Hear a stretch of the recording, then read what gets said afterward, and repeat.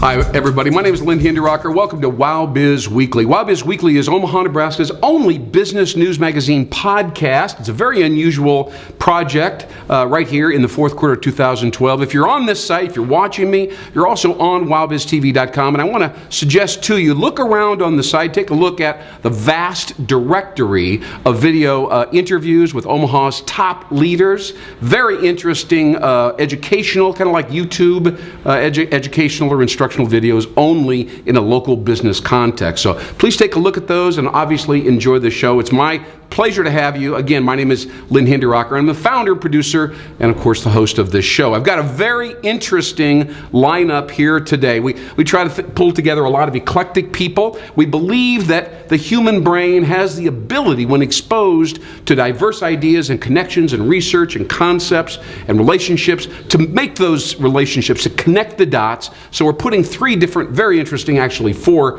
people in front of you today, and you'll be able to connect the dots. There's a connectivity between our guests right here on this show. My first guest, is a very interesting lady, a very interesting organization. She heads up College Possible. Now, the point of this, they're right in the heart of what makes this economy click, all right? There's been a huge issue about education. A lot of officials were kind of falling behind. Our test scores on an international basis are not doing so great. Here in Omaha, the issue is large, perhaps even larger than normal. And we have a lot of folks who are at risk. They're young folks, 16, 17, 18, kind of feeling like dropping out of school, not doing well, not comfortable with the idea of going forward, losing confidence, and they don't see a future. They don't see a future. So this organization, College Possible, is all about grabbing them in those formative years when they're still in high school, helping them move forward, regaining the self-esteem, getting a sense of what is possible, helping them crystallize their identity and their destiny, move them into college, and actually help them graduate college. I want you to give a special applause to Laura Shablosky, ladies and gentlemen, right here. She is making a fabulous contribution. That's a wonderful, wonderful cause. Now tell me how long, Laura, you've been involved with the organization. Give me a little history briefly. Well, College Possible has been around for 13 years. Okay. And in Omaha, we are celebrating our one-year anniversary. Started off with two high schools, Lynn, Benson, and South High, with 74 kids that were 16 and 17 in their junior year. Benson and South High, huh? Yes. Okay. We've expanded this fall to 6 high schools. Oh. So we're now at North, Northwest, South, Benson, Papillion, La Vista, and Ralston. How about a round of applause for that? In 1 year.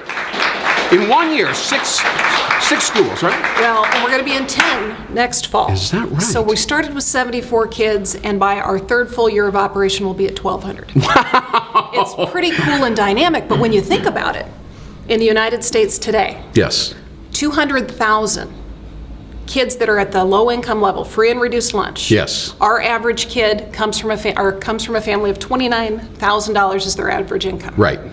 Their GPA is at 3.1. These are not dumb kids. I just learned something I did not know before. These are That's kids interesting. that have potential. Yes. That because of the system they might be in, Yeah. at home, at school, wherever, Yes. they're at risk for not taking the next step. Wow. And we all know that the jobs that are coming to the United States, that unemployment rate, Yeah. we could fill if we had more educated workers. Yes, absolutely. And in Omaha, we talk a lot about our underemployment rate. We might only be sitting at that 4.8%. Yes, but there's a lot of MBAs who are baristas. Right. or whatever. They're grinding out part-time livings. And we have a lot of kids that are unemployed. Yes, we do. Because they're not educated. Yeah. And we want to help fix that. So Yes. not only is College Possible helping kids get through high school and college, Yes. we're helping Omaha by bringing an educated workforce to the table. Wow. So we ask kids to sign a contract with us after an arduous application process. They have to go through interviews, get recommendations, and compete for spots. Really? We take 40 kids per grade level per school to get into the program. They have to give us 320 hours.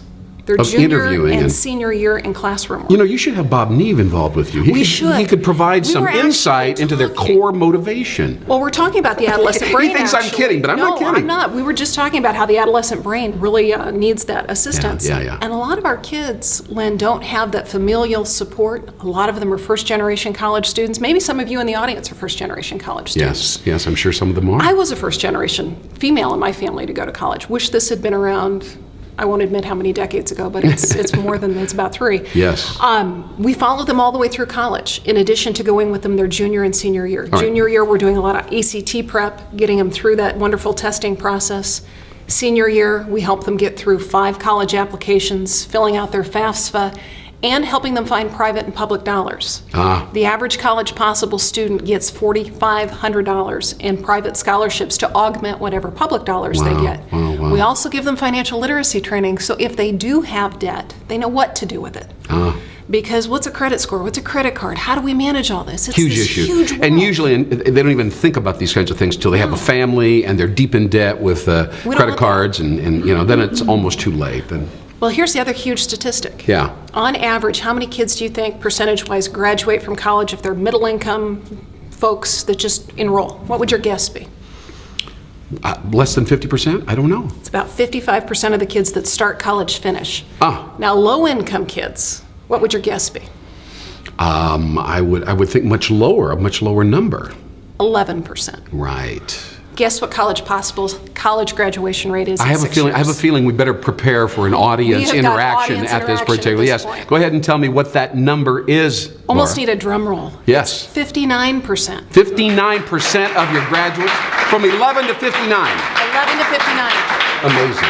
So a College Possible student is 5 times more likely than their low-income counterpart to graduate from college. Now that's powerful. It is. When you start to harness that and you think about the brain power that right now in our community in Omaha Yes. that isn't walking away with a college degree, think about what this program can do. And we've only been here a year. You know, the key factor for success, if you talk to people like Brad Ashford or state legislators, Governor Heineman, people like that, and you say, what is the one thing that you would want to do to our state to improve it, make it more attractive? It's not easy to get people to come to the upper Midwest sometimes, companies and so on. I think he would say an educated workforce. right? Absolutely. And All right. we believe the key to escaping poverty is education. Yeah.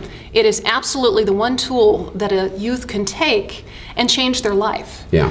But they have to want to take that tool and put it in their toolbox. And we just come alongside them to help them. Yeah, I think you do more than that, actually. But Laura Schabowski, before I let you go, let me ask you this one question. Here we are working with the Creighton School of Business. We've got a bunch of Creighton business students here in the room that have helped really pull the show together. What would be your advice to them? Obviously, they're thinking about their careers and they're going through various cycles in terms of education and so on. What would be your suggestion to them? What's the end game for these folks right here? Well, I'm going to be a little selfish. Yeah. We're actually going to be on campus, and we just left UNO. We're recruiting folks just like you when you're coming out of school to think about an AmeriCorps position. Because what we do is we arm our kids with coaches, and they're coaches that come through the AmeriCorps ranks who are giving a year of service. And we're looking for folks that have that 4-year degree that want to invest in the folks coming up right behind them. And we're looking for individuals like you right now to come to work for us for 1 or 2 years to be a coach for our kids. We will be adding our college coach program next year because we're actually bringing 73 seniors to Creighton to start to apply. We were at UNO, we will be at UNL because we want to make good matches with these kids. They have to want to go to the school that they're looking at. So to summarize we'd like here, you to come apply with us. You're looking for people like the folks I have in my audience Absolutely. to help coach younger folks. Absolutely. Help encourage them, motivate them, give them some suggestions as to how to continue. And then soon you're going to be developing college coaches. Absolutely. Is that right? To help those folks complete that stage of their career. Because we'll follow those kids 6 or 8 years, depending upon how long it takes for them to finish college. And the average kid takes 6 years today to get through college. Fantastic. Great mission. Thank you for the level of detail, and so relevant to the audience that we have right here at the Mastercraft Center. Thank you, Laura Absolutely. Schabowski from College Possible. Great interview. We'll be right back on Wild Biz Weekly. Thank you very much. We'll be right back.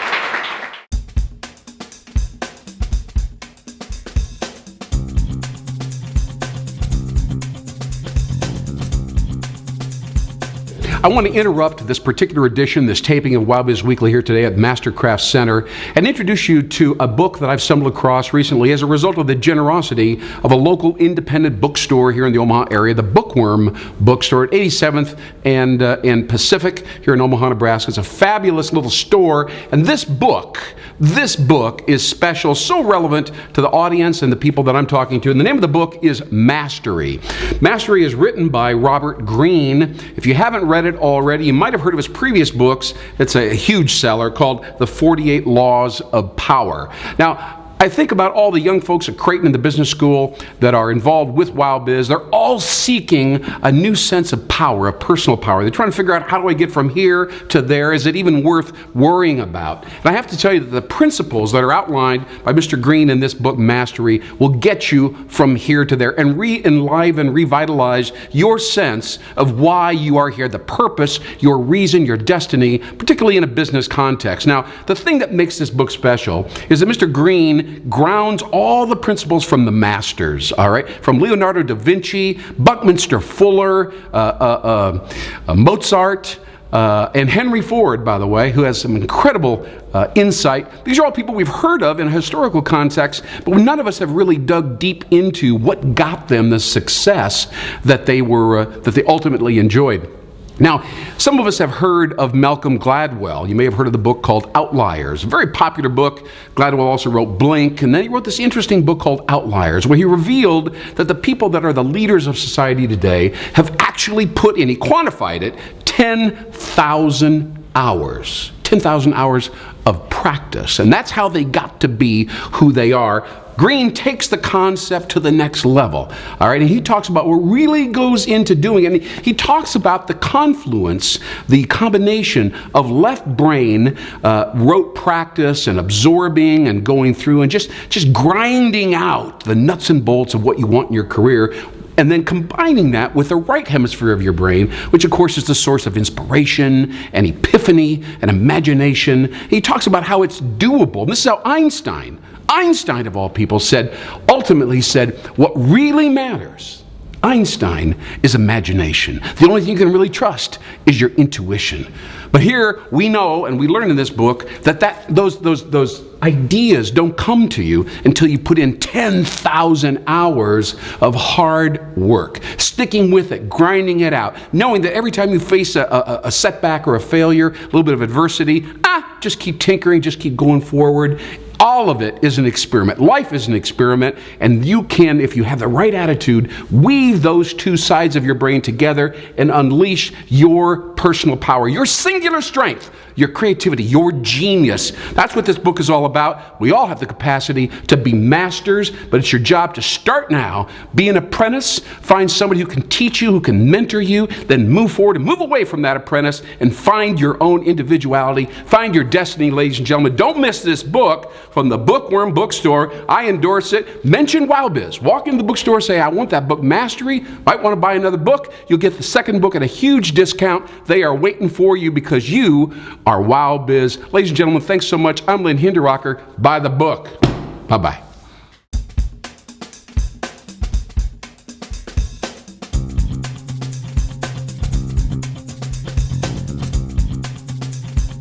Welcome back to WowBiz Weekly. You know, there's a lot of confusion, a lack of clarity out there insofar as the business scene is concerned today. And when I talk to CEOs, I do some coaching and consulting with them, their view of the future is very muddy. They're dealing with a lot of personal issues in many cases. I've learned that a lot of cultural issues inside of organizations are due to the personal or psychological problems that the CEO has and is kind of subconsciously manifesting, causing all kinds of dysfunctional behaviors in their employee culture. It's a very big problem, very tough one to get them to acknowledge and deal with in a straightforward fashion. That's why I cannot wait to introduce you to a gentleman today. He's a counselor, a therapist, a psychotherapist. The name of his operation is Clearview, so that speaks to the confusion and the muddiness that I just alluded to. So ladies and gentlemen, please welcome Mr. Bob Neve right here from Clearview Consulting. Hello, Lynn. Very good to see you, sir. How you doing? How are you? Good. It's great to have you here. I've been trying to track you down for 9 months, so this is Really? a victory for me. I know. You know, this is really good. Listen, Bob. Thanks for inviting me. Sure, my pleasure. And we want to tap into your professional background briefly here for just a moment. Talk about a couple subjects, right? One is when somebody goes from a VP to a CEO, and they've been a CEO for a while. You know, they experience it's kind of lonely at the top. Sure, absolutely. And a lot of them get neurotic. They don't even know it. They start to get negative Stressed. and stressed out. Don't know how to relieve the stress. They feel like they got to work harder than everybody and be smarter than everybody. Right. You know. Worried, anxious. Right. And if they don't look like that, then people think they're not taking their job seriously. And I know some of those people find their way to your offices and they visit do. with you. what do you share with them? What's the process like, and what are the key questions you ask these people, men or women, to help them reveal what's really going on? Yeah. Well, the process is much different than it was 40, 50 years ago. Yeah. Today, counseling is much more conversational. I have a black couch that looks like Freud would have, but nobody lays on the couch. Actually, It's a prop, lot of times right? an older person will come in and say, "Do I lay on the couch?" No. You sit on the comfy couch, Yeah. and we just talk. It's Yeah. just a talking process. Yeah. In the beginning, I'll do more listening than talking because I need to know what you are and what you do and your goals. And It's what not my goals, it's what my yours. story is. You need that is Huh? the biggest part of what I do. Everybody needs someone to tell their story to. But you know what? I That's have the to big interrupt problem. you here. Don't most of us, when we tell our story to anybody, even an intimate scenario, don't we leave out some of the details? Oh, sure. Don't we kind of skew Oh, the sure. story so that you'll feel sorry for me, or Sometimes. we'll kind of de-emphasize my contribution to the problems I have? One way or the other. Either it's like, oh, poor me, I've got horrible things going on, or it's, no, I'm fine, I don't know what I'm doing here. That kind of stuff. They're in a little right? denial, maybe. Sure. Yeah, everybody is. Denial's a natural function. It keeps us from, it's our brain's way of keeping us from dealing with something we're not quite ready to deal with. Yeah. We got these defense mechanisms, and some of them are self-preservational. Absolutely. basically. They're all self-preservation. Right, buffers. But how do you lead them through the process then? I mean, what ultimately happens by the second visit or the third visit? What are you getting into typically? What ultimately happens is basically I ask questions to get people to think about what their values are. Yeah. The hope is to get to a new behavior. To get a new behavior, you're going to need something new. A new response, maybe. A new response, an inspiration, a new idea, new information, a new way of looking at the world, or just imagination on our own. Yeah. Get into the Walt Disney kind of concept. of Yeah, thinking of something new. I find a lot of executives have lost somewhere along the line the ability to imagine and the ability to trust their intuition. But let's say, for instance, I'm one of your patients, all right? Okay. And I'm a CEO of a company, and I come in and I say, these employees, they just don't do what I say. Nobody gets it together and moves forward. Nobody works very hard. They don't pay enough attention to me. I'm very frustrated and angry with these people. And it's making me sad at home. My wife thinks I'm a jerk when I come home. How can you help me, Bob? First thing I'm going to do is ask you to tell me more about the situation that's going on. Yeah. And help you figure out what it is that you can do and what it is you can't do. Oftentimes we think that we have control of, especially executives. I should have control over everything that everybody does, and that's just not reality. Yeah, control is an interesting issue. It is. Each person that's working for you has a mind of their own and a will of their own and talents of their own. Yes. And if you can figure out what those differences are and help them to bring out their ideas and bring out their interest in what you're doing, if they have the same mission as you, Yes. then you're This going sounds to be by a the- lot more successful. This is what we're doing right now with Absolutely. the audience right here, right? We're trying to help them understand and connect with this whole experiment. Yeah. Every moment, right? Every breath Absolutely. is an unfolding, a new birth. Absolutely. Let's talk about men and women leadership styles, all right? Okay. Because I know Here we go. this is a very interesting My thing. wife's here, and I'll watch her facial expression to see if I say anything. And they'll be Hand for increasingly Sherry, subtle. if you will. Right, Sherry, right. my wife. Sherry, Bob Nee's wife is right Come on, here. cheerleader, what are you doing here? That's right. Okay. You're smart. I bring my wife. Yeah. She won't come. But anyway, so men and women think differently. Men are like, they're succinct, they're focused, they're linear, A plus B, and that leads to C. One-track mind. Women seem to be connecting a broad maze or matrix of Multitasking. ideas. Briefly, as we wrap this thing up, what's about that? Can women lead? Is that a problem, or is that the solution? Yeah, well, women can lead, absolutely. The difference between the male mind and the female mind, like you said, is one-track mind, one thing at a time. We can focus on one thing, and Yes. we do that very well. Yes, and we The- also the wonder, male- why isn't everybody like that? Right, of course. We all wonder, All right. why doesn't everybody think the same way I Yes. do? Why doesn't everyone have the same values I do? Yes. Isn't this obvious? Well, whatever's obvious to you is probably your special talent. Yes. Because it's not obvious to other people. Yes. So the male mind is much better at that one-track focus kind of thing. Also at spatial orientation, where the male mind is very good at taking apart a car engine and having 8,000 pieces and being able to put it back together. All right. The So female- women, what are they good for in the overall scheme of leadership and business? Leadership I don't in mean- business, okay, right. But I mean, capture their singular strength. I will. The female mind is very good at multitasking. Yes. They can do 1,000 things at once. They can handle 1,000 things at once. And as opposed to being spatially oriented like the male mind, the female mind's much more oriented towards verbal and relational, social kind of things. Social kind of things. And so Exactly. we are in the world of relationship building. Absolutely, We're in the yeah. world of social media. Yeah. So suddenly women are taking on huge preeminence. You know how many male leaders I speak to that go, I don't get this social media thing, and it puts me off. I'm not really interested in jumping into all Yep, that. yep. And women are like, give it to me, right? A female friend of mine is who forced me to get a Facebook page. I'm like, oh, that sounds like a waste of time. Right. But yes, absolutely. All right. And now I want to make this point also. The male mind has this spatial orientation. The female mind has this verbal relationship orientation. But here's the thing.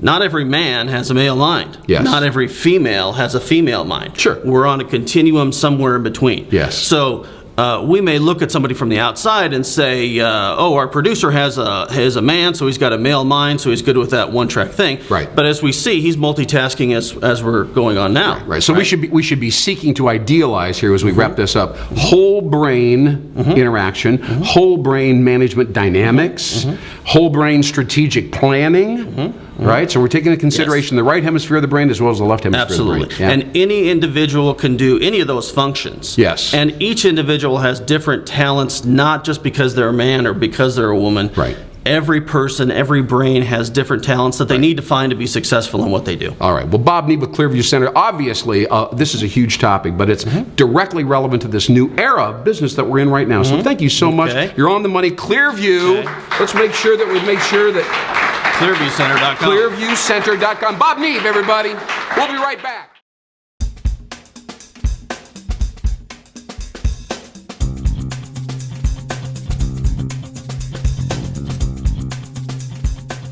Welcome back to Wow Biz Weekly. I'm Lynn Hinderrocker, and we are putting together the most incredible business news magazine podcast. I so appreciate you watching. We're bringing special guests to you. If you want to know what the pace and the unfolding, the excitement of the business scene here at Omaha, Nebraska, this is the show. You can actually forward this video that you're watching right now to anybody who has an email address that you know. Say, hey, you got to check out this video, and in particular, this incredible interview that's coming up right now. Anyway, I'm happy to introduce you to a couple of great entrepreneurs. You know, we've been talking. Steve Jordan from the World Herald last week, we did a show, and he said, you know, Omaha has changed. Mike Dare from Omaha State Bank. Everything is happening right here in Omaha. There's an entrepreneurial flavor in this city. And you notice how I use the word flavor, huh? That came out unconsciously. That was so great. So anyway, these two young ladies have a business in the Dundee area here in Omaha called E-Creamery. It's a fabulous, very popular little place, and they had the courage to go on national TV in the Shark Tank Venture Capital Show. It's a millions of people watch the show, and they did a fabulous job. So I want you to please say hello to Abby Jordan and Becky App from E-Creamery. Thanks for coming. Thanks for coming. Look at this incredible branding, everybody. This is outstanding. This is E-Creamery. And you know, that was a rare experience, right, Abby? Absolutely. Absolutely. So tell me, you know, a lot of us are involved in venture capital, or we want to be able to attract the influence and supporters and so on. You had aspirations. Tell me, what was the most interesting or the most important thing that you learned standing there when you're pitching these national figures in business capitalization? What I learned most significantly was that success doesn't always arrive in the packaging you may expect. When we thought going on Shark Tank, maybe the win was going to be making a deal with one of those successful venture capitalists, but what we walked away learning after that very trying experience was it that stressful? They made it very stressful. Yes, they're hardcore. They are geniuses at reality TV, so they really knew what emotional buttons to press, but that was a risk we were willing to take for the exposure of 6.5 million people to view our local Omaha product. So we were willing to take that risk. So tell us more about the success that came in a different package. we thought traditionally that success would have been making a deal with one of these sharks Yes. and asking for the $250,000 we had asked for Yes. 33% equity in our company. However, what we learned was the biggest success we could have gotten was not making that deal. We got the exposure of nearly 7 million people to our Omaha homegrown company Yes. without having to give up any piece of equity in our company whatsoever. So now the orders are still rolling in, and Yes. we are still the original shareholders that we've always been. So the publicity alone offset the I don't want to say failure, but the inability to actually get what you thought you were getting. Just the publicity and the branding was a tremendous upkick, right? Absolutely. And having the conversation with the sharks for about an hour, I've never seen an entrepreneur go on that show and get the better end of a deal. Yeah. So I think it really worked out for the best situation that it could have been. Yeah, they're tough cookies. Right. We work with Mark Haysbrook at Dundee Venture Capital here, actually in the same building, in Yes. Mastercraft building, and that's the best investor we could ask for. And also the Sharks recommended in the show, you don't need another investor, you need a loan. You have a very credible, solid business, get a loan from a bank. So we went to a Creighton business graduate, All right. Jeff Royal at Dundee Bank, and he did give us the loan we needed. So in the end, everything worked out as it should. Outstanding, Abby Jordan. Now, Becky, I'm going to ask you the same question because I think this is a wonderful insight for us. What did you learn as you went through this very unusual and exciting experience? I would say that I learned some of the same lessons as Becky as far as, the promotion just the show gave us was really the win in the end. And then coming back home and just seeing the overwhelming support from the Omaha community with all sorts of different businesses in Omaha reaching out to us. People We were with, proud of you. Yeah, You know, I mean, yeah. we all can empathize with that experience. Right, but I'm not quite sure that all entrepreneurs feel that sense of community and that just different business owners reaching out to us with, we have cold storage, or we have styrofoam coolers, or anything, all the different things that we use. You have to bring all the components together. Right, so many people reached out, and we were right. able to make so many new connections, and that's still ongoing. People are still coming to the shop or giving us a call and saying, we really want to help you with this. We really want to help you. So it succeed. accelerated your business development, Right. And also give you a greater sense of what connectivity with the people in the Omaha community. Is that what you're trying to say? Yes. If you were to do a class right now for these folks, a business development class, what's the one thing, if you had 5 minutes to tell them one thing about their careers and especially startups, what would you say? I think I would say some of the same things that we've heard today, which is, get a focus and you have to just really work hard at it and keep going. We've been at it for 5 years, and there's been a lot of ups and downs, but if you know that you're on the right track, you'll get there. You'll get there. It takes a lot of hard work and dedication. but you'll get there. It's kind of like keep the faith a little bit, huh? Yeah. Yeah, that's easier said than done. All right, I'm going to dive into your product here. We have an incredible array, and what do we have here? We actually have, this is part of your service offering. This is value added. This is a personalized ice cream Wow Biz mix right here. What do you think about that? Not every day. So I'm going to thank you so much. I'm going to take a bite of this and a bite of the chocolate. Give me 3 or 4 facts about the product briefly. Our specialty is customized ice cream. So you go to our website, and in 4 easy steps, you design your own flavor. Whether it's an ice cream, a gelato, 40 flavors, mix-ins, and actually we name it and we ship it as far as Hawaii. So it's a personalized gift with an e-commerce twist that you can actually taste. Wonderful. Why don't you elaborate? I'm trying the Cubanero. Okay, the Cubanero. It looks very exotic, and I love dark exotic things like this. And you say it's a little spicy? Yes. It's very spicy. Be careful. Okay. All right. Well, I'm a jalapeno guy. I like that. Oh, well, good. This is habanero, but it's going to get you a little kick in the end there, I think. So it's a sweet and now it's coming on.